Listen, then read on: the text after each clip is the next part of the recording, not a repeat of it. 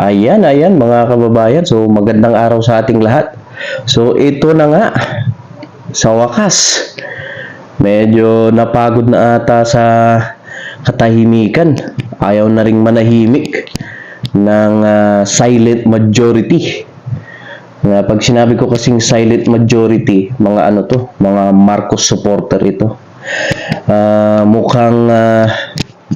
Mukhang napagod na rin sila sa puro paninira at puro destabilization attempt na ginagawa nitong mga kalaban sa gobyerno, na apparently ang lumalabas, ang nagiging kalaban ng gobyerno ngayon ay itong mga DDS, itong nakipag-unite sa mga Marcos nung election.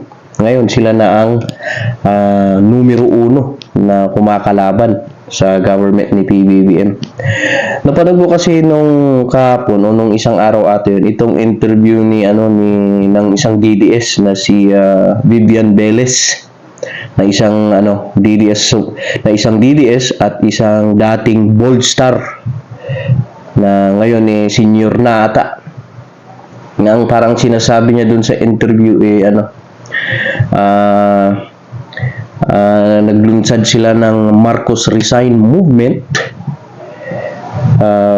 Pero pagkatapos, itong interview na to naganap pagkatapos nung hindi pinayagang yung naudlot na maisug rally nila So yun. Pero sinasabi niya doon sa interview, parang medyo matagal na daw nilang nilunsad ito, para mga January or something pa. Well, ganun talaga. Tapos, ito naman, dahil dyan sa interview na yan, ito na, may kakapasok lang na balita, meron namang maglulunsad na ng Sara Resign Movement. Ngayon, sa mga napanood kong ibang mga vlogger, parang ang lumalabas dito, mga PBBM vloggers naman ang maglulunsad nito. Ang mag-organize ata. Yung mga napanood ko. Di ko alam kung kilala nyo si Mami Peng, ganyan, o si Takeru Miyamoto. Doon ko napanood na parang sila ata yung mag-organize ng ganyang movement. So magkakaroon sila ng rally ngayong buwan ng Mayo. Hindi pa nga lang final kung saan ang location at saka kung kailan. Pero nakapag-apply na sila ng permit ngayon, nag-aantay na lang sila ng approval ata. At ang lumalabas kasi dito, mga kababayan, marami na rin daw ang mga hindi naman mga loyalista ng Marcos, pero yung mga dilawan at pink na naghahayag na ng suporta at gustong sumama dito sa Sara Resign Movement rally na gaganapin. Kaya kung kayo ba, kanino ba kayo sa DDS? Maisug rally na yung Marcos Resign Movement, o doon kayo sa Sara Resign Movement nitong mga Marcos supporters?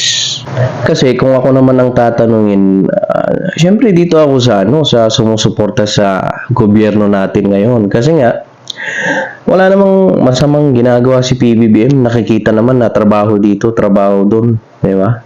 Ginagawa ang lahat para mapaunlad ang ating bansang Pilipinas. Ginagawa rin niya lahat para, di ba, maprotektahan ang ating mga teritoryo. So hindi ko alam kung anong problema nila, pero mapapansin din naman kasi natin, pagka panalo pa lang ni PBBM, parang isang buwan pa lang, meron ka ng mapapanood at maririnig ng mga DDS vloggers na sinisimulan na nilang siraan si PBBM. Tapos ito na nga, nagtuloy-tuloy na hanggang ngayon na nga, na ang lumalabas na klarong-klaro, sila na, itong mga DDS na ang mga numero unong kumukontra at ayaw sa PBBM administration, na nakakalungkot kasi nga nung eleksyon naman sila naman yung nakipag-unite para manalo. Kaso nga lang pagkapanalo na nila, ayan na. So hindi mo maiiwasang isipin kung bakit na para bang planado, no? May pinaplano talaga sila na syempre kasi vice president yung manok nila. So kumbaga parang may plano talaga na baka gusto nilang ipalit si VP Sara ngayon, agawin ang posisyon at para sa 2028 pwede pa siya ulit tumakbo. So kumbaga ala Gloria Arroyo style ang gusto ata nilang mangyari. Pero syempre, maraming mga PBBM supporters ang hindi papayag niyan. At syempre, isa na ako doon. Bye-bye!